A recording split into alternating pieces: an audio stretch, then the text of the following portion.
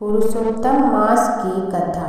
प्राचीन समय की बात है। देवताओं और ऋषियों ने भगवान विष्णु से पूछा, हे प्रभु, यह पुरुषोत्तम मास क्या है और इसका इतना महत्व क्यों माना जाता है? तब भगवान विष्णु बोले, सभी महीनों में एक अतिरिक्त मास आता है जिसे लोग मनमास कहकर तुच्छ समझते थे। उस मास का कोई स्वामी नहीं था, इसलिए वह बहुत दुखी रहता था। अपमान सहते सहते वह भगवान विष्णु के पास पहुंचा और रोकर बोला, हे प्रभु, सब लोग मेरा तिरस्कार करते हैं, मेरा कोई सम्मान नहीं करता है। भगवान विष्णु को उस मास पर दया आ गई। उन्होंने कहा, आज से मैं स्वयं तुम्हारा स्वामी हूँ। मेरा नाम पुरुषोत्तम है, इसलिए अब तुम्हें पुरुषोत्तम मास कहा जाएगा। जो मनुष्य इस मास में स्नान, दान, व्रत, कथा और भगवान का भजन करेगा, उसे अनेक यज्ञों के समान पुण्य मिलेगा। तभी से यह मास अत्यंत पवित्र माना जाने लगा। इस महीने में भगवान विष्णु की पूजा, गीता पाठ, दान, पुण्य और व्रत करने का विशेष महत्व है। ऐसा करने से मनुष्य के पाप नष्ट होते हैं और घर में सुख समृद्धि आती है। गणेश और बुढ़िया माई की कथा। एक बुढ़िया थी, वह बहुत ही गरीब और दृष्टिहीन थी। उसके एक बेटा और बहू थे। वह बुढ़िया सदैव गणेश जी की पूजा किया करती थी। एक दिन गणेश जी प्रकट होकर उस बुढ़िया से बोले, बुढ़िया माँ, तू जो चाहे सो मांग ले। बुढ़िया बोली, मुझे तो मांगना नहीं आता, कैसे और क्या मांगूं? तब गणेश जी बोले, अपने बहू बेटे से पूछ कर मांग ले। तब बुढ़िया ने अपने बेटे से कहा, गणेश जी कहते हैं तू कुछ मांग ले, बता मैं क्या मांगूं? पुत्र ने कहा, माँ तू धन मांग ले। बहू से पूछा तो बहू ने कहा, नाती मांग ले। तब बुढ़िया ने सोचा कि ये तो अपने अपने मतलब की बात कर रहे हैं। अतः उस बुढ़िया ने पड़ोसन से पूछा तो उन्होंने कहा, बुढ़िया तू तो थोड़े दिन जियोगी, क्यों तू धन मांगो और क्यों नाती मांगे? तू तो अपनी आँखों की रोशनी मांग ले, जिससे तेरी जिंदगी आराम से कट जाए। इस पर बुढ़िया बोली, यदि आप प्रसन्न है तो मुझे 9 करोड़ की माया दे, निरोगी काया दे, अमर सुभाग दे, आँखों की रोशनी दे, नाती दे, पोता दे और सब परिवार को सुख दे और अंत में मोक्ष दे। यह सुनकर तब गणेश जी बोले, बुढ़िया माँ, तुमने तो हमें ठग लिया। फिर भी जो तूने मांगा है वचन के अनुसार सब तुझे मिलेगा। और यह कहकर गणेश जी अंतर ध्यान हो गए। उधर बुढ़िया माँ ने जो कुछ मांगा वह सब कुछ मिल गया। हे गणेश जी महाराज, जैसे तुमने उस बुढ़िया माँ को सब कुछ दिया वैसे ही सबको देना। बुढ़िया माई को मुक्ति दी तुलसी माता की कथा।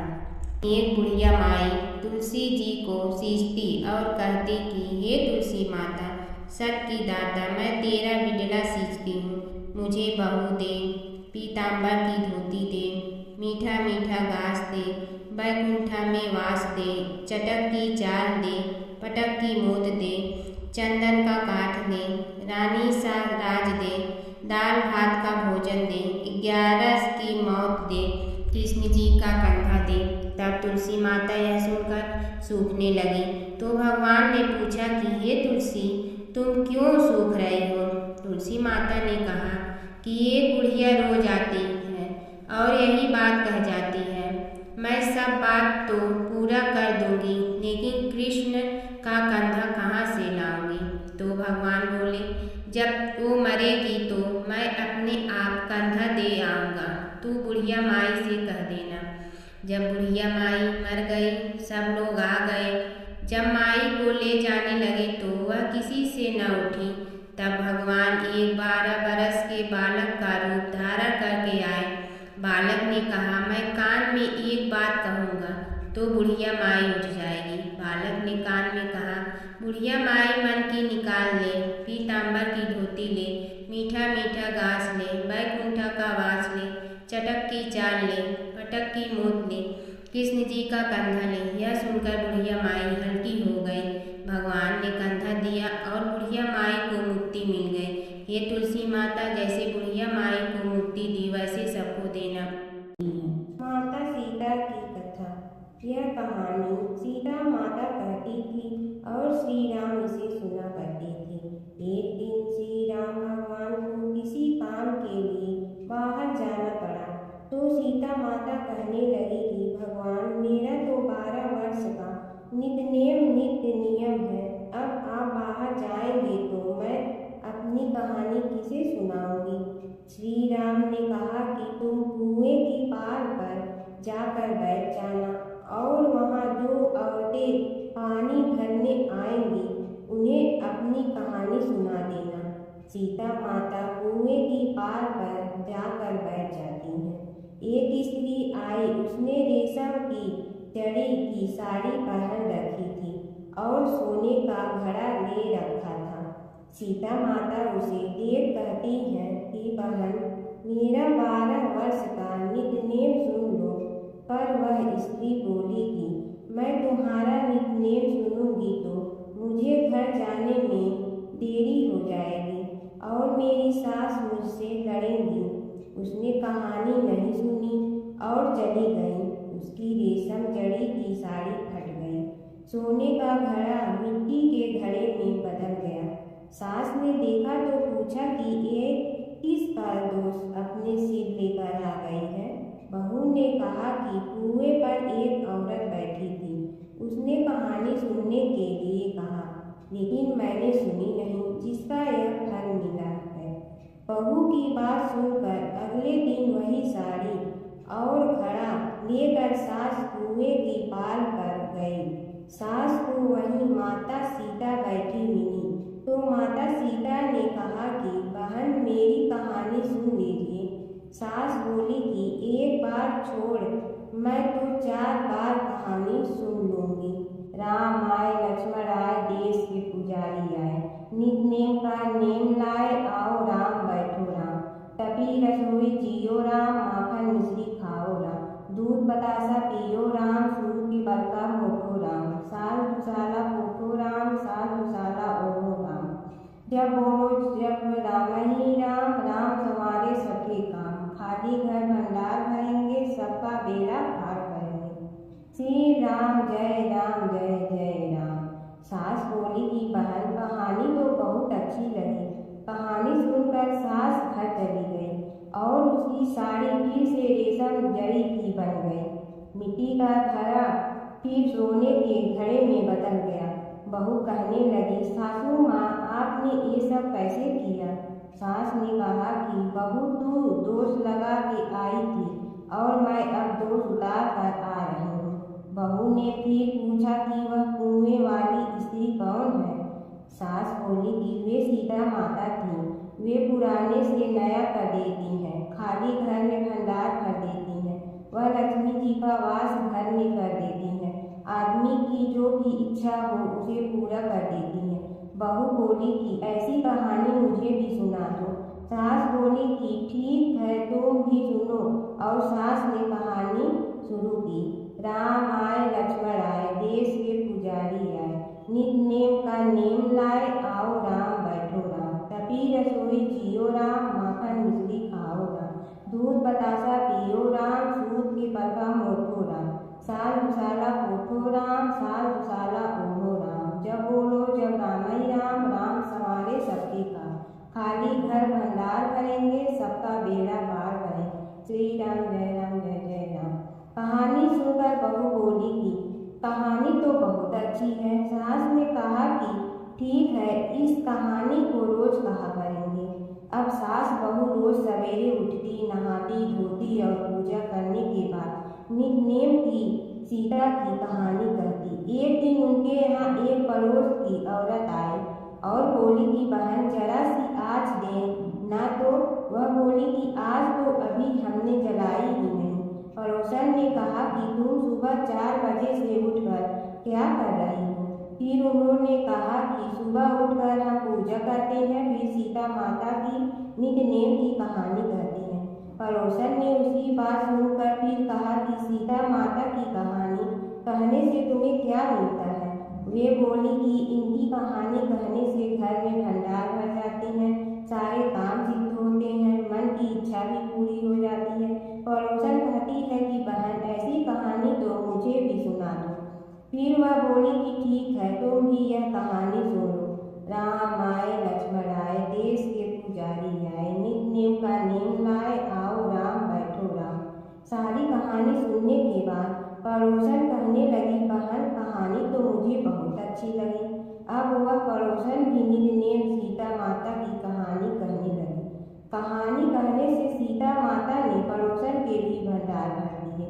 अब तो पूरे मोहल्ले में नित नेम की कथा चल पड़ी, हर किसी की मनोकामना पूरी होने लगी। हे सीता माता, जैसे आपने उनके भंडार भरे वैसे ही आप हमारे भी भंडार भरना, सबकी भरना, कहानी सुनने वाले के भी और कहानी कहने वाले के भी। जमुना की कहानी। प्राचीन समय में एक गांव था जिसमें दो बहनें रहा करती थी। एक बहन का नाम गंगा था तो दूसरी बहन का नाम जमुना था। एक बार दोनों बहनें एक साहूकार के खेत से गुजर रही थी तो जमुना ने 13 दाने जौ के तोड़ लिए, जिसे देख गंगा बोली कि तुझे तो ग्रहण लग गया, तूने चोरी की है। इस पर जमुना बोली कि अब मेरा ग्रहण कैसे भूलेगा। गंगा ने कहा कि तुझे 12 साल तक साहूकार के यहाँ नौकरी करनी पड़ेगी, तभी तेरा पाप धुलेगा और ग्रहण से मुक्ति मिलेगी। जमुना साहूकार के यहाँ नौकरी के लिए जाती है और अपने लिए काम मांगती है। साहूकार उसे काम पर रख लेता है, लेकिन काम करने से पहले जमुना उसे कहती है कि मैं सारे काम करूँगी लेकिन 4 काम नहीं करूँगी। जूठे बर्तन नहीं मांजूंगी, झाड़ू नहीं लगाऊंगी, बिस्तर नहीं बिछाऊंगी और दिया नहीं जलाऊंगी। 12 साल के बाद कुंभ का मेला लगा तो साहूकारनी भी कुंभ नहाने जाने लगी। जमुना ने उसे जाते देख कहा कि कुंभ के मेले में मेरी बहन गंगा मिलेगी तो उसे यह सोने का टक्का दे देना, इससे वह अपने हाथों में सुंदर चूड़ियां पहन लेगी। साहूकारनी ने कुंभ के मेले में गंगा को वह सोने का टका दे दिया। गंगा ने उनसे वह टका लेते हुए कहा कि मेरी बहन को कहना कि उसके 12 वर्ष पूरे हो गए हैं, अब वह वहाँ वापिस आ जाए। साहूकार व साहूकारनी वापिस घर आए तब जमुना मटके में पानी भर रही थी। दोनों जमुना से बोले कि हमने सोने का वह टका तेरी बहन गंगा को दे दिया था और उसने कहा है कि तेरे 12 वर्ष पूरे हो गए हैं, इसलिए अब तुम वापिस जाओ। यह समाचार सुनते ही जमुना सहस्र धारा में बदल गई और बहने लगी। जमुना जी का यह रूप देखकर साहूकार और साहूकारनी परेशान हो गई थी। हमारे घर में जमुना माता ने काम किया, हमें तो अब ग्रहण लग गया है, हम यह ग्रहण कैसे उतारेंगे। जमुना भागकर गंगा माता के पास चली गई। गंगा ने जमुना से पूछा कि तुम साहूकारनी से कुछ कहकर आई हो या ऐसे ही बिना बताए आ गई। तब जमुना बोली कि मैं तो कुछ भी बताकर नहीं आई हूँ। गंगा ने कहा कि जा उन्हें धीरज दे आ, नहीं तो उन्हें जीवन भर असंतोष ही रहेगा। गंगा के कहने पर जमुना माता ने साहूकारनी को सपने में दर्शन दिए और कहा कि तुम दोनों उल्टे माथे क्यों पड़े हो, जाओ उठकर खाओ पियो। तब दोनों बोले कि हम कैसे उठे, हमें तो ग्रहण लगा है, क्योंकि हमने उल्टे सीधे और पता नहीं कितने नीच कार्य आपसे कराए हैं। तब जमुना जी बोली कि तुम्हें ग्रहण नहीं लगा है, ग्रहण तो मुझे लगा था कि मैंने तुम्हारे खेत से 13 दाने जौ के चुराए थे। मैं तो अपना ग्रहण डालने तुम्हारे घर आई थी। मेरा ग्रहण तुम्हारे घर में 12 वर्ष तक रहने से उतर गया है और मेरी मुक्ति हो गई है। जमुना जी ने कहा कि तुम्हें कोई ग्रहण नहीं लगा है, उल्टे मेरे 12 वर्ष तक यहाँ रहने से तुम्हारी भी मुक्ति हो गई है। यह कहकर जमुना जी स्वप्न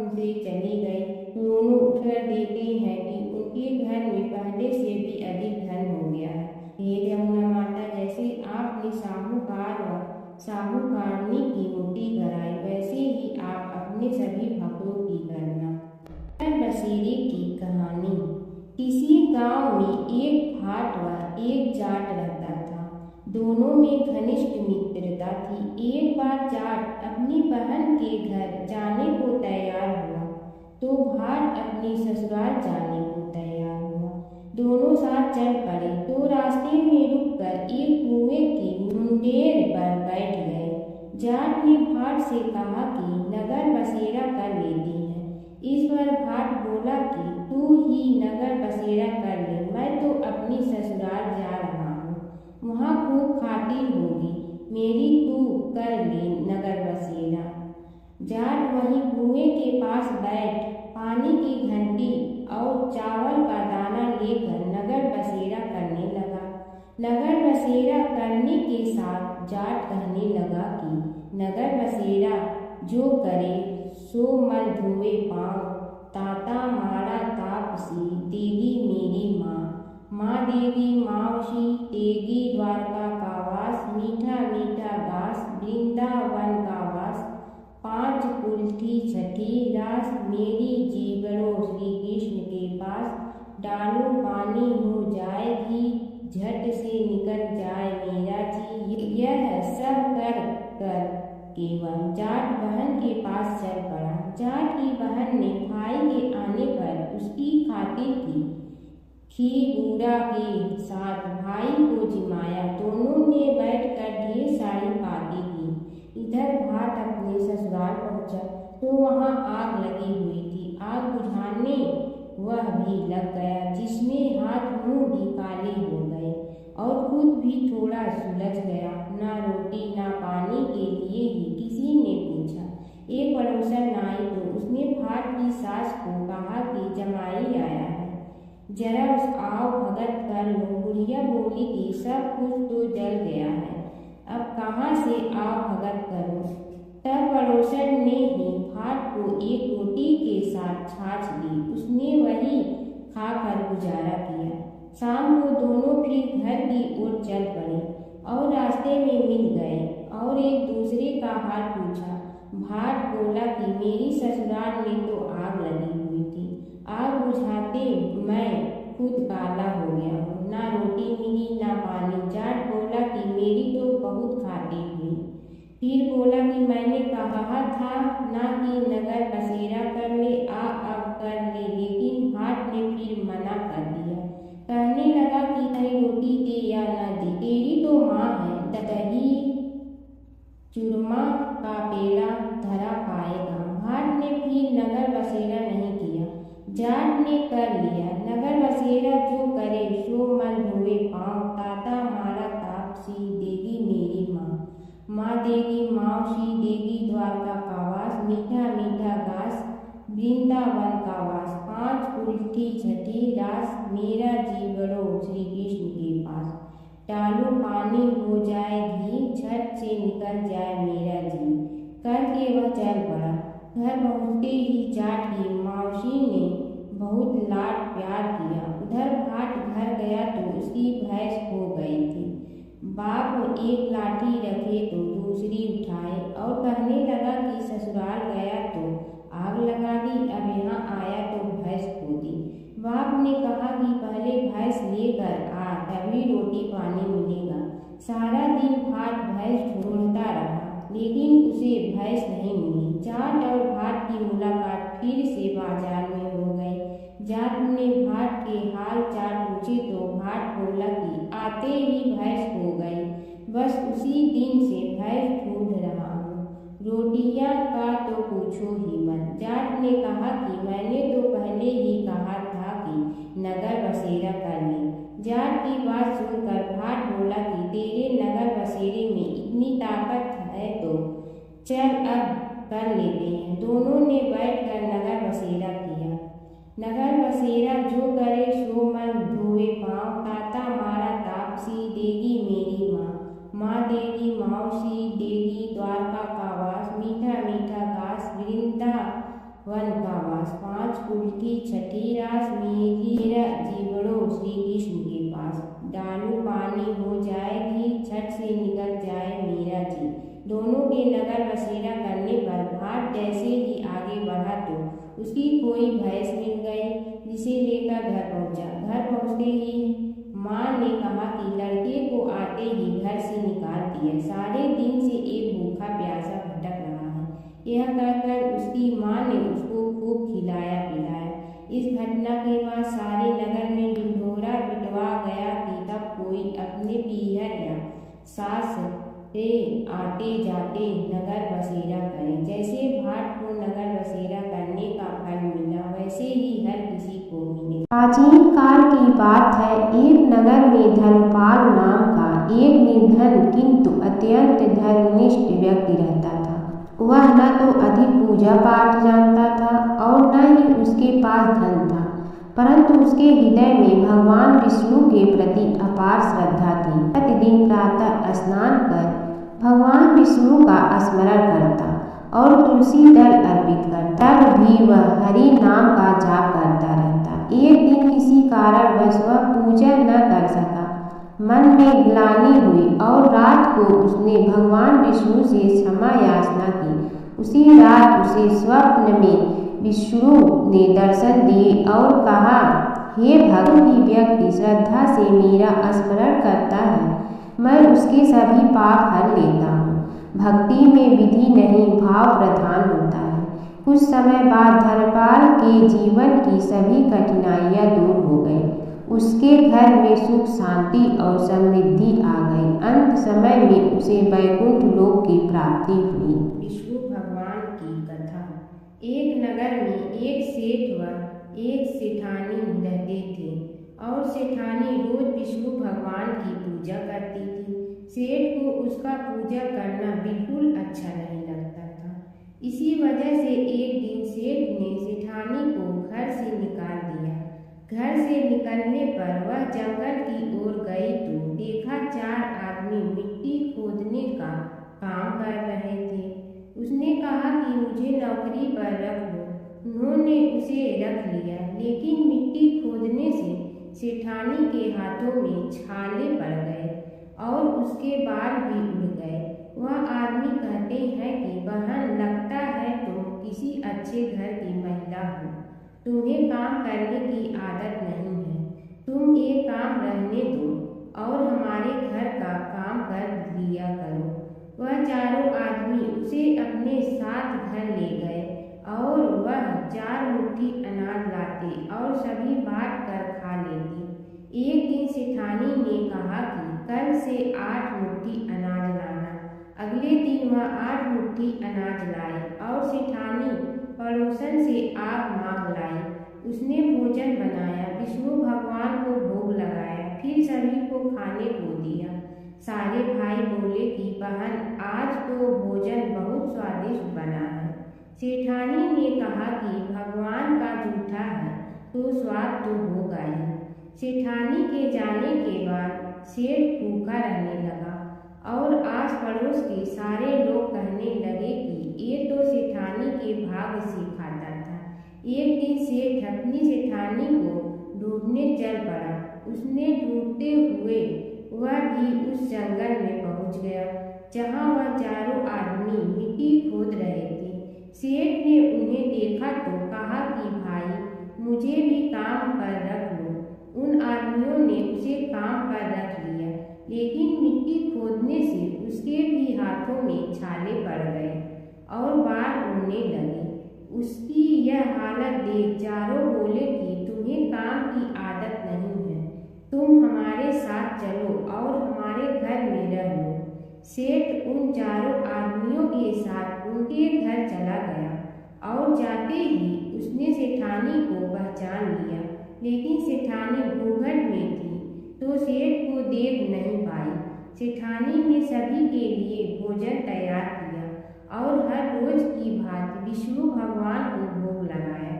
उसने उन चारों भाइयों को भोजन परोस दिया, लेकिन जैसे ही वह सेठ को भोजन देने लगी तो विष्णु भगवान ने उसका हाथ पकड़ लिया। भाई बोले कि बहन, ये तुम क्या कर रही हो?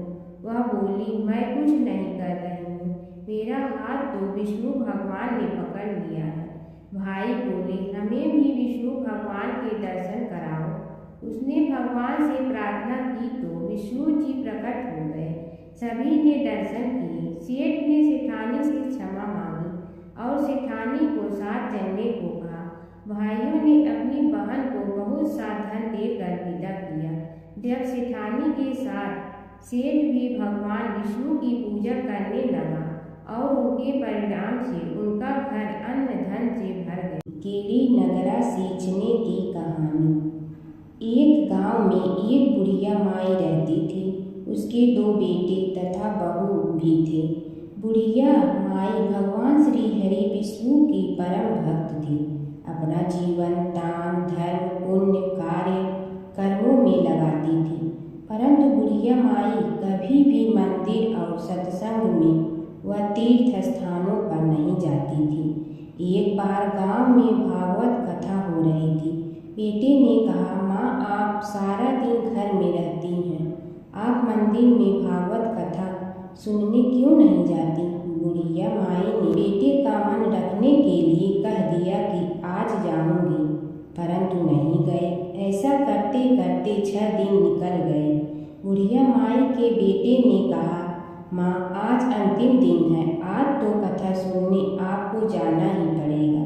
सारा दिन घर का काम करके बुढ़िया माई ने जाते जाते इतनी देर कर दी कि अंतिम दिन की भागवत कथा भी समाप्त हो गई। भगवान श्री हरि विष्णु सन्यासी का रूप धारण करके बुढ़िया माई के पास आए और बोले, बुढ़िया माई तुम कहाँ जा रही हो? बुढ़िया माई ने कहा, मैं भागवत कथा सुनने जा रही हूँ। तब सन्यासी रूपधारी भगवान श्री हरि विष्णु ने कहा, अब इतनी देर से क्यों जा रही हो? वहाँ तो अब कथा समाप्त हो गई है, अब वहाँ जाकर क्या करोगी? बुढ़िया माई ने कहा, अब घर से निकली हूँ तो जाकर ही रहूँगी। सब सन्यासी रूपधारी भगवान श्री हरि विष्णु ने कहा कि अब कथा समाप्त हो गई, भक्त लोग भी अपने अपने घर चले गए, अब तुम वहाँ से क्या लाओगी? तो बुढ़िया माई बोली, कुछ नहीं तो मैं वहाँ से एक ईंट ही उठा लाऊंगी। तो सन्यासी रूपधारी भगवान श्री हरि विष्णु बोले, तुम वहाँ से मिट्टी की ईंट लाओगी, उसके बदले में मैं तुम्हें एक सोने की ईंट देता हूँ। बुढ़िया माई ने ईंट ले ली और घर की तरफ चल पड़ी और विचार करने लगी कि यदि यह ईंट मैं घर लेकर जाऊंगी तो बेटे बहू झगड़ने लगेंगे। इसीलिए घर के आंगन में बाहर ही बुढ़िया माई ने वह ईंट जमीन में गाड़ दी। परंतु अब बुढ़िया माई का ध्यान उस ईंट पर ही रहने लगा। खाने पीने घर के काम करने में सदैव बुढ़िया माई अपना ध्यान सोने की ईंट पर ही लगाई रखती। बेटे बहू ने पूछा, माँ पूरे दिन घर के आंगन में क्या करती रहती हो? तो बुढ़िया माई ने कहा, मैं आने जाने वाले को देखती रहती हूँ। एक दिन बुढ़िया माई मर गई। यमराज के दूत बुढ़िया माई को लेने आए। बुढ़िया माई को लेकर धर्मराज जी के पास पहुँचे और धर्मराज जी को सारी बात बतलाई। धर्मराज जी ने बुढ़िया माई को कुतिया की योनि दे दी और कुतिया उसी पेड़ के नीचे बैठी रहती। बुढ़िया माई की बहू ने कहा, इस कुतिया को यहाँ से भगाओ, नहीं तो यह बच्चों को काट जाएगी। तो उसके बेटे ने उसकी पीठ पर एक लकड़ी मारी और बुढ़िया माई मर गई और को सर्प की योनि मिली। आंगन में सर्प को देखकर बेटे बहू ने किसी को काट नहीं जाए इसी डर से मार दिया। फिर बुढ़िया माई मरकर धर्मराज जी के पास पहुँची। बुढ़िया माई कीड़ी का रूप धारण करके उस आंगन में कीड़ी नगरा बना लिया। आंगन में कीड़ी नगरा हो गया। घर वाले बहुत परेशान हुए। घर वाले भोजन भी नहीं बना रहे थे और मन ही मन होने का स्मरण करने लगे। तब भगवान श्री हरि विष्णु सन्यासी का रूप धारण करके आए और बोले कि कुछ खाने को दे दो। तो घरवाले ने कहा, महाराज हमारे खाने को भी कुछ नहीं बनाया, क्योंकि हमारे घर में कीड़ी नगरा हो गया है। आप ही इसका कुछ उपाय बतलाइए। तब महाराज जी ने आंगन में खोदा और सोने की 28 निकाली और दोनों बेटों को दे दी और कहा, तुम्हारी माँ के नाम से दान पुण्य करना, धर्मशाला बनवाना, स्कूल बनवाना, प्याऊ लगवाना, गौशाला में गाय के चारे खाने की व्यवस्था करना। परंतु दोनों बेटे आपस में झगड़ने लगे कि तू दान कर, तू दान कर। किसी ने बुढ़िया माई के नाम से कोई दान नहीं किया और कीड़ी नगरा वहाँ उसी स्वरूप में स्थापित रहा। कुछ दिन बाद सन्यासी वापस आया और बुढ़िया माई के बेटों ने भगवान स्वरूपधारी सन्यासी महाराज से कहा कि हमारी घर की हालत वैसी की वैसी है, कीड़ी नगरा तो वैसे का वैसा ही है। तब साधु रूपधारी सन्यासी महाराज ने कहा, वह सोने के ईंट के टुकड़े लाओ और उन्हें बेचकर उनसे जो भी धन मिले उसे तुम्हारी माँ के नाम से दान पुण्य करो। इस कीड़ी नगरा पर शक्कर और आटा डालो। तुम ऐसा करोगे तो तुम्हारी माँ को मोक्ष प्राप्ति होगी। और उनके घर से कीड़ी नगरा चला गया। जो व्यक्ति प्रतिदिन सुबह प्रातः आटा और शक्कर कीड़ी नगरे पर डालता है वह सदैव धनवान, पुत्रवान, संपन्न, सुख शांति से जीवन यापन करता है। उसके घर में कभी कोई कष्ट नहीं आता है। उसका जीवन सदा सर्वदा आनंद से व्यतीत होता है। उसके परिवारजन उसे अत्यधिक स्नेह प्रदान करते हैं। कीड़ी नगरा प्रतिदिन सींचने से जुड़ी नगरी की कहानी सुनने से, दान पुण्य व धर्म कार्यों में रुचि लगाने से जीवन उत्तम हो जाता है। भगवान विष्णु और नारद की कथा। एक बार नारद मुनि जी ने भगवान विष्णु जी से पूछा, हे भगवान, आपका इस समय सबसे प्रिय भक्त कौन है? अब विष्णु तो भगवान है, सो झट से समझ गए अपने भक्त नारद मुनि की बात और मुस्कुरा कर बोले, मेरा सबसे प्रिय भक्त उस गांव का एक किसान है। यह सुनकर नारद मुनि जी थोड़ा निराश हुए और फिर से एक प्रश्न किया, हे भगवान, आपका बड़ा भक्त तो मैं हूँ, तो फिर सबसे प्रिय क्यों नहीं? भगवान विष्णु जी ने नारद मुनि जी से कहा, इसका जवाब तो तुम खुद ही दोगे। जाओ, एक दिन उसके घर रहो और फिर सारी बात मुझे बताना। नारद मुनि जी सुबह सवेरे मुँह अंधेरे उस किसान के घर पहुँच गए। देखा अभी अभी किसान जगा है और उसने अब सबसे पहले अपने जानवरों को चारा देता, फिर मुँह धोता, दैनिक कार्यों से निवृत्त होता, जल्दी जल्दी भगवान का नाम लिया, रूखी सूखी रोटी खाकर जल्दी जल्दी अपने खेतों पर चला गया। सारा दिन खेतों में काम किया और शाम को वापस घर आया। जानवरों को अपनी जगह बांधा, उन्हें चारा पानी डाला, हाथ धोया, मुँह धोया, फिर थोड़ी देर भगवान का नाम लिया, फिर परिवार के संग बैठकर खाना खाया और कुछ बातें की और फिर से सो गया। अब सारा दिन यह सब देखकर नारद मुनि जी भगवान विष्णु के पास वापिस आए और बोले, भगवान, मैं आज सारा दिन उस किसान के संग रहा, लेकिन वो तो ढंग से आपका नाम भी नहीं ले सकता। उसने थोड़ी देर सुबह, थोड़ी देर शाम को और भी जल्दी जल्दी आपका ध्यान किया और मैं तो 24 घंटे सिर्फ आपका ही नाम जपता हूँ। क्या आपका सबसे प्रिय भक्त वो गरीब किसान ही है? भगवान विष्णु जी ने नारद की बात सुनकर कहा, अब इसका जवाब भी तुम मुझे खुद ही देना। और भगवान विष्णु जी ने एक कलश अमृत से भरा नारद मुनि को थमाया और बोले, इस कलश को लेकर तुम तीनों लोकों की परिक्रमा करके आओ, लेकिन ध्यान रहे अगर एक बूंद भी अमृत नीचे गिरा तो तुम्हारी सारी भक्ति और गुण नष्ट हो जाएगी। नारद मुनि तीनों लोकों की परिक्रमा करके जब भगवान विष्णु के पास वापस आए तो खुश होकर बोले, भगवान मैंने एक बूंद भी अमृत नीचे नहीं गिरने दिया।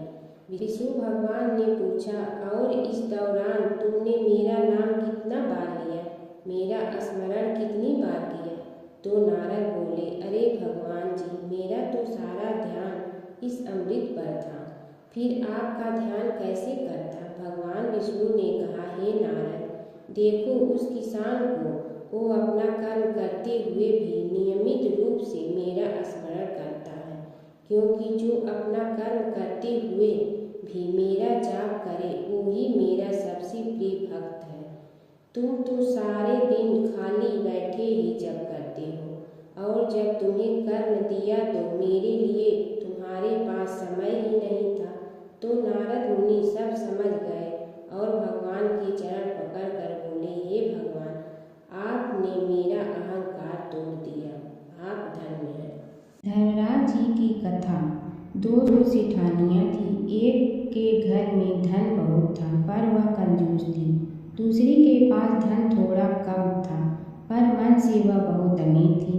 रोज सवेरे उठती, गंगा स्नान करती, तुलसी माता, बड़ पीपल सींचने, भगवान के मंदिर जाके पूजा करती। धर्मराज सूरज भगवान की कहानी सुनती, भगवान के भोग लगाकर अतिथि को जिमाती, गाय कुत्ता के लिए ग्रास निकालती। दूसरी सेठानी इस धर्मात्मा को देखकर हंसती और कहती, पता नहीं दिन भर क्या करती रहती है।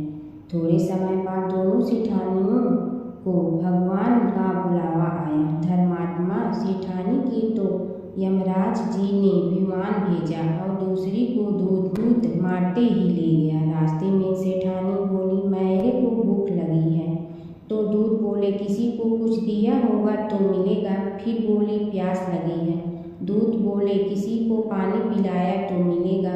रास्ते उसे काट चुभने लगे, गर्मी पड़ने लगी, पर दूध तो उसे घसीटे ही ले गए। अब सेठानी बहुत पछताने लगेगी, सब कुछ होते हुए भी दान धर्म नहीं किया। इतने में यमराज का दरबार आया। धर्मात्मा बुढ़िया को भगवान के पास सिंहासन मिला और वह उस पर बैठी थी। उधर दूसरी सेठानी को तपते कुंड में डाल दिया। अब सेठानी यमराज से बोली, मुझे 1.25 पहर का जीवन दान दे दो, मैं वापस आकर दंड भोग लूँगी। यमराज बोले, ठीक है। सेठानी के शरीर में वापस प्राण डाल दिए। संसार में आते ही पंडितों को बुलाकर सेठानी ने धर्मराज की कथा सुनी, सब तरह से धर्म किया। इतने में समय पूरा हो गया। अब की बार विमान आया। 1.25 पहर के दान धर्म से सेठानी को स्वर्ग मिला। धर्मराज जी की परम भक्त पोपा बाई की कथा। एक गांव में एक पोपा बाई रहती थी। जब वह 5 साल की थी तभी से वह नियम से धर्मराज जी व्रत की कथा सुनती थी और व्रत करती थी। एक दिन उसने अपने भाई व भाभी से कहा कि मैं शादी नहीं करूँगी, अब मैं अपना समय भगवान की पूजा अर्चना में ही बिताना चाहती हूँ। इसलिए मेरी झोपड़ी गांव के बाहर बनवा दो और गांव में सबको कह दो कि वह अपनी गाय व बछड़ों को मेरे यहाँ ही घास भूस चरने को भेज दो, और जिसकी भी इच्छा हो, श्रद्धा हो, मुझे खाना भिजवा दो। एक दिन नगर का राजा शिकार खेलने जंगल में आया और गांव के बाहर जंगल के पास बनी झोपड़ी देखकर रुक गया।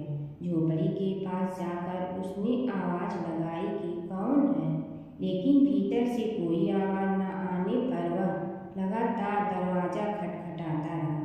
तब पोपा बाई उठी और कहने लगी कि कौन हो तुम, जो बार बार दरवाज़ा बजा रहे हो, क्यों आवाज़ लगा रहे हो? राजा ने कहा कि मैं यहाँ का राजा हूँ और तुम्हारे साथ विवाह करूँगा। पोपा बाई ने कहा कि जहाँ से आए हो वहीं चले जाओ, मैं किसी पराये आदमी का मुँह नहीं देखती हूँ। राजा ने पोपा बाई की एक नहीं सुनी और जबरदस्ती उठा ले गया। तब पोपा बाई ने राजा को श्राप दिया कि तुम्हारा सारा राजपाट नष्ट हो जाएगा। महल में आने पर राजा की रानियों ने सारी बात सुनकर राजा से अनुरोध किया कि पोपा बाई को वहीं वापस छोड़ आओ। राजा जब पोपा बाई को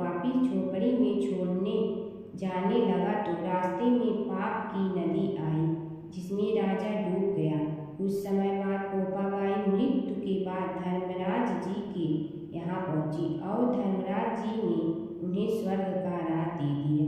एक बार एक सेठ व सेठानी मृत्यु लोक से स्वर्ग लोक आए तो उसके द्वार बंद देखकर वह धर्मराज जी से द्वार खोलने का आग्रह करते हैं।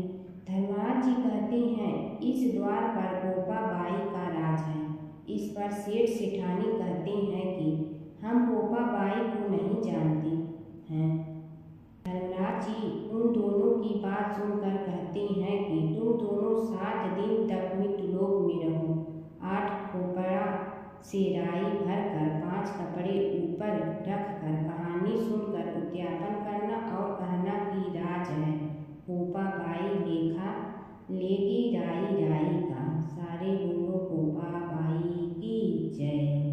प्राचीन काल की बात है। नैमिषारण्य क्षेत्र में ऋषि महर्षि और साधु संतों का समाज जुड़ा था। उसमें श्री सूत जी भी विद्यमान थे। शौनक जी ने उनकी सेवा में उपस्थित होकर निवेदन किया कि हे अज्ञान लोग, घोर तिमिर को नष्ट करने में करोड़ों सूर्यों के समान प्रकाशमान श्री सूत जी हमारे कानों के लिए अमृत के समान जीवन प्रदान करने वाले कथा तत्व का वर्णन कीजिए।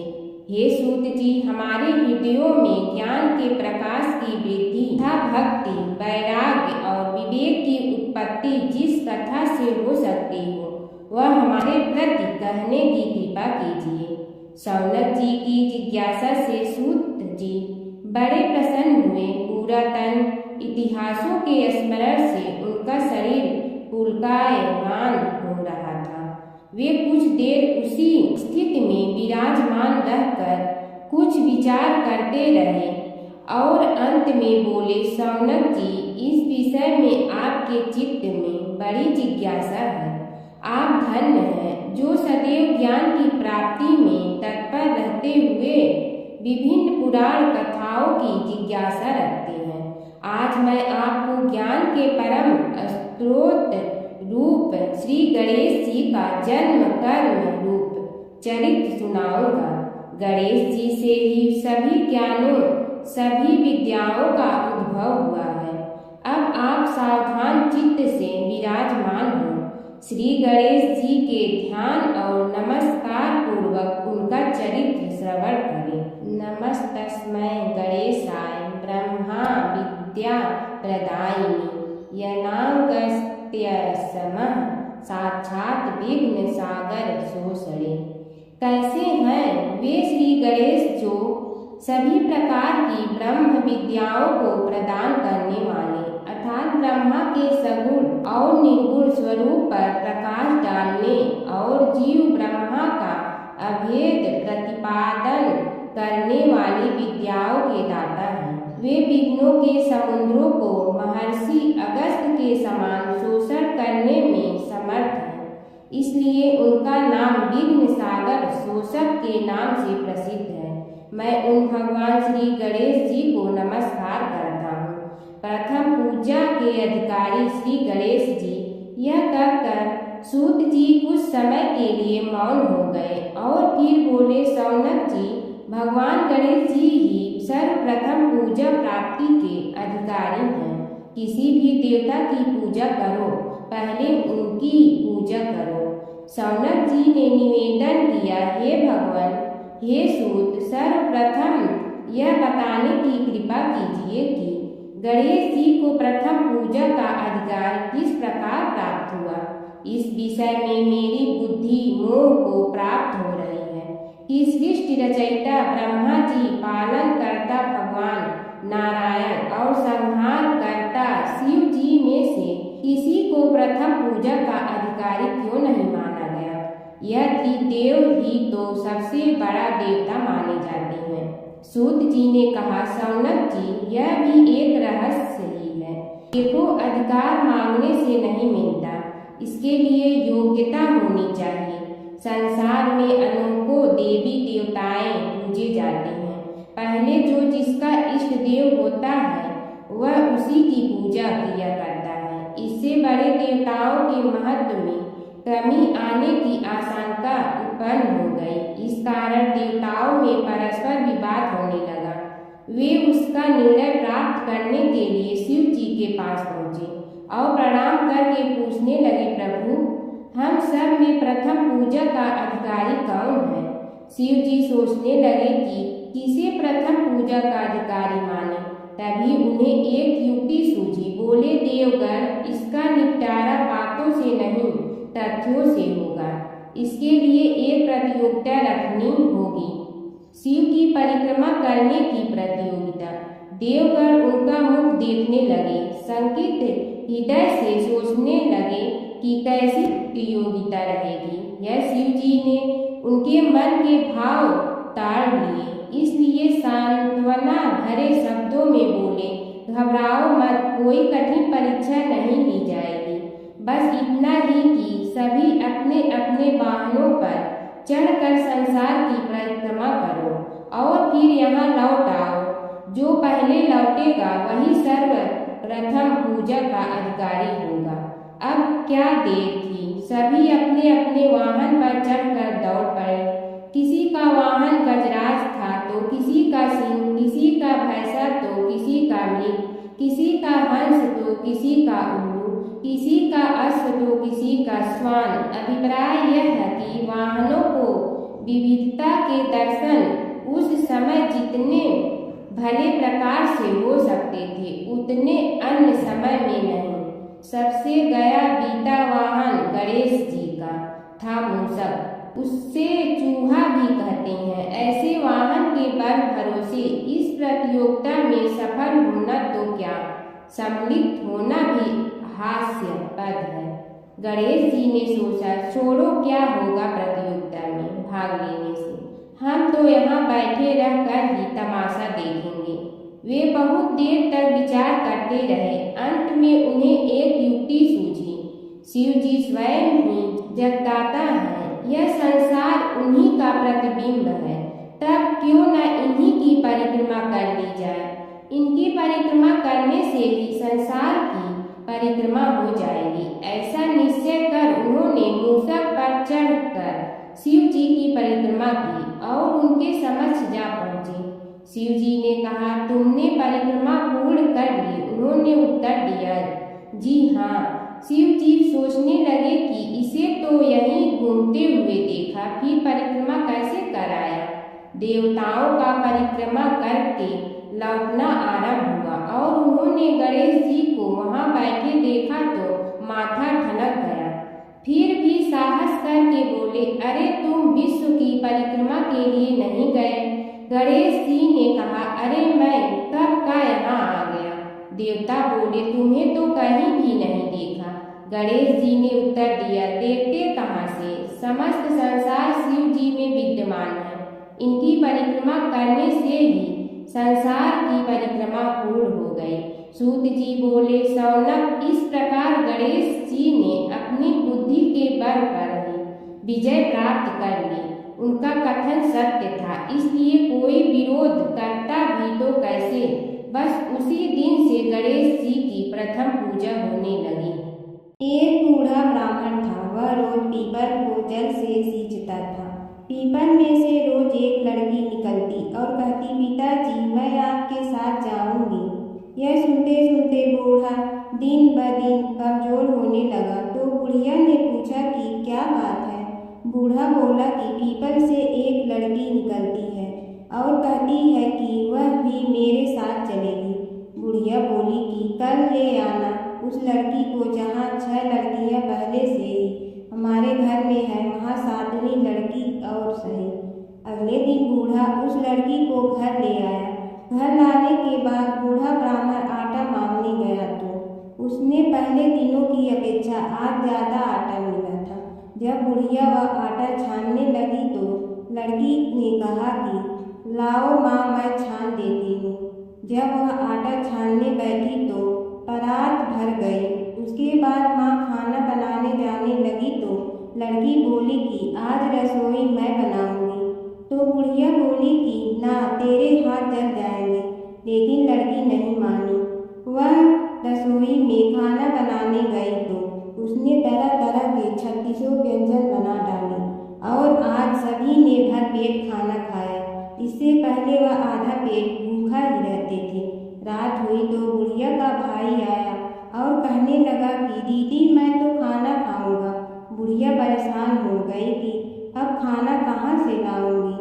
लड़की ने पूछा कि क्या बात है माँ। उसने कहा कि तेरा मामा आया है और रोटी खाएगा, लेकिन रोटी तो सबने खा ली है, अब उसके लिए कहाँ से लाऊंगी। लड़की बोली कि तू चिंता मत कर माँ, मैं बना दूंगी। और वह रसोई में गई और मामा के लिए 36 व्यंजन बना दी। मामा ने भरपेट खाया और कहा भी कि ऐसा खाना इससे पहले उसने कभी नहीं खाया है। बुढ़िया ने कहा कि भाई तेरी बावनी भाजी है, उसी ने बनाया है। शाम हुई तो लड़की बोली कि माँ चौका लगा के चौके का दिया जला देना, कोठे में मैं सोऊंगी। बुढ़िया बोली कि ना बेटी तू डर जाएगी, लेकिन वह बोली कि ना माँ मैं नहीं डरूंगी, मैं अंदर कोठे में ही सोऊंगी। वह कोठे में ही जाकर सो गई। आधी रात को लड़की उठी और चारों ओर आँख मारी तो धन ही धन हो गया। वह बाहर जाने लगी तो एक बूढ़ा ब्राह्मण सो रहा था। उसने देखा तो कहा कि बेटी तू कहाँ चली। लड़की बोली कि मैं तो दरिद्रता दूर करने आई थी, अगर तुम्हें दूर करवानी है तो करवा लो। उसने बूढ़े के घर में भी आँख से देखा तो चारों ओर धन ही धन हो गया। सुबह सवेरे सब उठे तो लड़की को ना पाकर उसे ढूंढने लगे कि पावनी बेटी कहाँ चली गई। बूढ़ा ब्राह्मण बोला कि वह तो लक्ष्मी माता थी, जो तुम्हारे साथ मेरी दरिद्रता भी दूर कर गई। हे लक्ष्मी माता, जैसे आपने उनकी दरिद्रता दूर की वैसे ही सबकी करना। एक नगर में एक ब्राह्मण दंपत रहते थे। वे दोनों प्रतिदिन 7 कोस दूर गंगा और यमुना नदी में स्नान करने जाते थे। इतनी दूर आने जाने से ब्राह्मण की पत्नी थक जाती थी। एक दिन उसने अपने पति से कहा कि हमारा एक पुत्र होता तो कितना अच्छा रहता। पुत्र की बहू आती तो हमें घर वापस जाने पर खाना बना हुआ मिलता और बहू घर का काम भी कर देती। अपनी पत्नी की बात सुनकर ब्राह्मण ने कहा कि तूने बात तो सही कही है, चल मैं तेरे लिए बहू ला ही देती हूँ। ब्राह्मण ने कहा कि एक पोटली में आटा डालकर कुछ मोहरे रख दे। ब्राह्मण के कहे अनुसार उसने पोटली बांध कर दे दी। पोटली लेकर ब्राह्मण चला गया। ब्राह्मण सफर के दौरान यमुना के किनारे बहुत ही सुंदर लड़कियां दिखाई दी। वे रेत में घर बनाकर खेल रही थी। उनमें से एक लड़की ने कहा कि मैं अपना घर नहीं बिगाड़ूंगी, मुझे तो रहने के लिए एक घर चाहिए। लड़की की बात सुनकर ब्राह्मण मन ही मन सोचने लगा कि बहू बनाने के लिए यही लड़की उचित है। जब वह लड़की जाने लगी तो ब्राह्मण भी उसके पीछे पीछे उसके घर तक चला गया।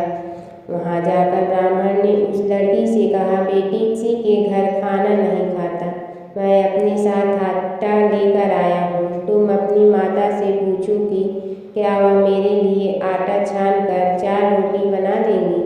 यदि वह मेरा आटा छान कर रोटी बनाएंगी तो ही मैं रोटी खा लूँगा। लड़की ने जाकर अपनी माँ को ये सारी बात बताई। माँ ने कहा, उचित है, जाकर ब्राह्मण देव से कह दो कि वह अपना आटा दे, मैं रोटी बना दूंगी। जब वह आटा छानने लगी तो आटे में से मोहरे निकली। वह सोचने लगी कि जिसके आटे में इतनी मोहरे हैं उसके घर में कितनी मोहरे होंगी। जब ब्राह्मण खाना खाने बैठा तो लड़की की माँ ने उस ब्राह्मण से पूछा, क्या आपका कोई लड़का है और क्या आप उस लड़के की सगाई करने जा रहे हो। यह सुनकर ब्राह्मण ने कहा कि मेरे लड़का तो काशी में पढ़ने गया हुआ है, लेकिन यदि तुम कहो तो खाड़ कटोरे से विवाह करके तेरी बेटी को अपने साथ ले जाऊं। लड़की की माँ ने कहा, ठीक है ब्राह्मण देव। इस पर लड़की की माँ ने लड़की की खाट कटोरे से शादी करके ब्राह्मण के साथ भेज दिया। ब्राह्मण ने घर आकर कहा, रामू की माँ दरवाज़ा खोल कर देख, मैं तेरे लिए बहू लेकर आया हूँ। ब्राह्मण की पत्नी भीतर से ही बोली, हमारे तो कोई बेटा बेटी नहीं है, तो बहू कहाँ से आए। दुनिया ताने मारती थी, अब आप भी मारने लगे। ब्राह्मण ने कहा, तू दरवाज़ा खोल कर तो देख। जब ब्रह्माणी ने बहू को खड़ी देखा, उसने बहू का स्वागत किया और आदर सत्कार से अंदर ले गए। अब जब ब्राह्मण अपनी पत्नी के साथ नदी स्नान करने जाता तो पीछे से बहू घर का सारा काम करके और खाना बनाकर रखती थी। वह उनके कपड़े धोती और रात को हाथ पैर भी दबाती थी। इस तरह बहुत दिन बीत गए। ब्रह्माणी ने अपनी बहू से कहा कि बहू कभी भी चूल्हे की आग मत बुझने देना और मटके का पानी खत्म मत होने देना। परंतु एक दिन चूल्हे की आग बुझ गई। यह देखकर बहू घबरा गई और भागी भागी अपनी पड़ोसन के पास गई और कहा कि मेरे चूल्हे की आग बुझ गई है, मुझे थोड़ी आग चाहिए। मेरे सास ससुर सुबह 5 बजे से गए हुए हैं, वह थके हुए घर आएंगे, इसलिए मुझे उनके लिए खाना बनाना है। यह सुनकर पड़ोसन ने कहा कि तू तो बावली है, तुझे यह दोनों मिलकर पागल बना रहे हैं। इनके कोई पुत्र नहीं है, ये निसंतान है। बहू ने कहा नहीं, ऐसा मत बोलो, इनका बेटा तो बनारस काशी में पढ़ने गया हुआ है। इस पर पड़ोसन ने कहा कि यह तुझे झूठ बोलकर लाए हैं, मेरी बात सच मान, इनके कोई बेटा नहीं है। अब बहू पड़ोसन की बातों में आ गई और कहने लगी कि अब आप ही बताओ मैं क्या करूं। पड़ोसन ने कहा कि क्या है, जब तुम्हारे सास ससुर आए तो जली हुई रोटियां बनाकर देना और बिना नमक की दाल बनाकर देना, खीर की करछी दाल में और दाल की करछी खीर में डाल देना। पड़ोसन ने उसे अच्छे से सिखा पढ़ा दिया। फिर जब उसने सास ससुर घर आए तो उसने न तो उनका आदर सत्कार किया, ना ही उनके कपड़े धोए। जब उसने सास ससुर को खाना दिया तो सास बोली, बहू आज यह रोटियां जली हुई क्यों हैं और दाल भी अड़नी है। तब बहू ने पलट कर कहा कि एक दिन ऐसा खाना खा लोगे तो कुछ बिगड़ नहीं जाएगा।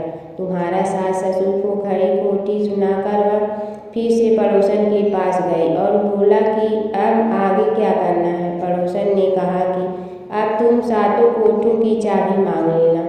अगले दिन जब भी स्नान करने के लिए जाने लगे तो बहू अड़ गई कि मुझे तो सातों कोठों की चाबी चाहिए। तब ससुर ने कहा कि इसे चाबी दे दो। तब सास ने बहू को चाबी दे दी। सास ससुर के जाने के बाद जब बहू ने दरवाजे खोले तो देखा कि किसी में अन्न भरा है, किसी में धन भरा है और किसी कोठे में बर्तन पड़े हैं।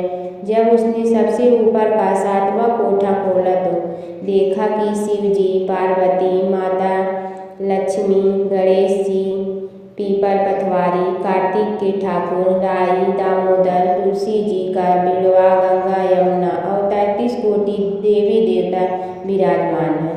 वहीं पर एक लड़का चंदन की चौकी पर बैठा माला जप रहा है। यह सब देखकर उसने लड़के से पूछा कि तुम कौन हो। तब लड़का बोला कि मैं तेरा पति हूँ, अभी दरवाज़ा बंद कर दे, जब मेरे माता पिता आएंगे तब दरवाज़ा खोलना।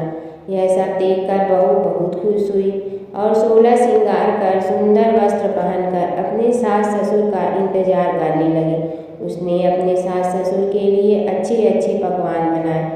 जब उसके सास ससुर घर पर आए तो उसने उनका आदर सत्कार किया और प्रेम पूर्वक खाना खिलाया और हाथ पैर दबाने लगी। पैर दबाते दबाते बहू ने कहा कि माँ, आप इतनी दूर गंगा यमुना स्नान करने के लिए जाती हो तो आप थक जाती हो, इसलिए आप घर पर ही स्नान क्यों नहीं कर लेती। यह सुनकर सास कहने लगी कि बेटी, गंगा यमुना घर पर तो नहीं बहती हैं। तब उसने कहा, हाँ माँ जी, बहती हैं, चलो मैं आपको दिखाती हूँ। जब बहू ने 7वां कोठा खोलकर दिखाया तो उसमें शिव जी, पार्वती जी, गणेश जी, लक्ष्मी जी, पीपल पथवारी, कार्तिक के ठाकुर, राई, दामोदर, तुलसी जी का बिड़वा, गंगा यमुना बह रही थी और 33 कोटि देवी देवता विराजमान हैं। वही चौकी पर बैठा एक लड़का माला जप रहा है।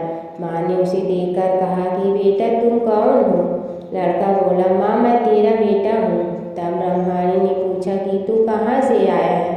लड़के ने जवाब दिया कि मुझे कार्तिक ने भेजा है। माँ ने कहा, बेटा, यह संसार कैसे मानेगा कि तू मेरा बेटा है। माँ ने कुछ विद्वान पंडितों से मन्नत मांगी। पंडितों ने कहा, इस पार बहू बेटा खड़े हो जाए और उस पार माँ खड़ी हो जाए। माँ ने चमड़े की अंगिया पहनी हो और छाती में से दूध की धार निकलकर बेटे की दाढ़ी मूछ भीगे और पवन पानी से गठजोड़ा बंधे, तब मानेंगे कि यह इस माँ का बेटा है। उसने ऐसा ही किया। चमड़े की अंगिया फट गई और छाती में से दूध की धार निकलकर बेटे की दाढ़ी मूछ भीग गई। पवन पानी से बहू बेटे का गठजोड़ा बंध गया। यह सब देखकर ब्राह्मण और उसकी पत्नी की खुशी का ठिकाना न रहा। हर व्रत कथा के साथ पढ़ी और सुनी जाने वाली लपसी तपसी की यह कहानी। एक तपसी था। तपसी हमेशा भगवान की तपस्या में लीन रहता था। लपसी रोजाना सवा सेर की लपसी बनाकर भगवान का भोग लगाकर जीम लेता था। एक दिन दोनों लड़ने लगे। तपसी बोला, मैं रोज भगवान की तपस्या करता हूँ, इसलिए मैं बड़ा हूँ। लपसी बोला, मैं रोज भगवान को सवा सेर लपसी का भोग लगाता हूँ, इसलिए मैं बड़ा हूँ। नारद जी वहाँ से गुजर रहे थे। दोनों को लड़ता देखकर उनसे पूछा कि तुम क्यों लड़ रहे हो। तपसी ने खुद के बड़ा होने का कारण बताया और लपसी ने अपना कारण बताया। नारद जी बोले, तुम्हारा फैसला मैं करूँगा। दूसरे दिन लपसी और तपसी नहाकर अपनी रोज की भक्ति करने आए तो नारद जी ने छुपकर 1.25 करोड़ की एक अंगूठी उन दोनों के आगे रख दी। तपसी की नज़र उस अंगूठी पर पड़ी जो उसने चुपचाप अंगूठी उठाकर अपने नीचे दबा ली। तब लपसी की नज़र अंगूठी पर पड़ी, लेकिन उसने ध्यान नहीं दिया। भगवान को भोग लगाकर लपसी खाना खाने लगा। नारद जी सामने आए तो दोनों ने पूछा कि कौन बड़ा, तो नारद जी ने तपसी से खड़ा होने को कहा। वो खड़ा हुआ तो उसने नीचे दबी अंगूठी दिखाई पड़ी। नारद जी ने लपसी से कहा, तपस्या करने के बाद भी तुम्हारी चोरी करने की आदत नहीं गई, इसलिए लपसी बड़ा है और तुम्हें तुम्हारी तपस्या का कोई फल भी नहीं मिलेगा। तपसी शर्मिंदा होकर माफी मांगने लगा। उसने नारद जी से पूछा, मुझे मेरी तपस्या का फल कैसे मिलेगा। नारद जी ने कहा, यदि कोई गाय और कुत्ते की रोटी नहीं बनाएगा तो फल तुझे मिलेगा। यदि कोई ब्राह्मण को भोजन करवा कर दक्षिणा नहीं देगा तो फल तुम्हें मिलेगा। यदि कोई साड़ी के साथ पुलाव नहीं देगा तो फल तुझे मिलेगा। यदि कोई दिए से दिया जलाएगा तो फल तुम्हें मिलेगा। यदि कोई सारी कहानी सुने लेकिन तुम्हारी कहानी नहीं सुने तो फल तुझे मिलेगा। उसी दिन से हर व्रत कथा कहानी के साथ लपसी तपसी की कहानी भी सुनी और कही जाती है। जय जगदीश हरे स्वामी, जय जगदीश हरे। भक्त जनों के संकट जड़ में दूर करे। ओम जय जगदीश हरे। जो ध्यावे भन पावे, दुख बिनसे मन का। सुख संपत्ति घर आवे, कष्ट मिटे तन का। ओम जय जगदीश हरे।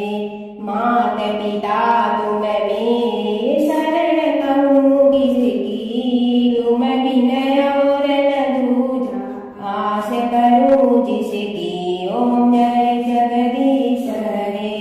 तुम पूर्ण परमात्मा, तुम अंतर्यामी। पारब्रह्म परमेश्वर, तुम सबके स्वामी। ओम जय जगदीश हरे। तुम बिंदा के सागर, तुम पावन करता। मैं मूर्ख कर काम, कृपा करो भरता। ओम जय जगदीश हरे। तुम हो एक गोचर, सबके प्राणपति। किस विधि मिलूं दयाल, तुमको मैं कुमति। ओम जय जगदीश हरे।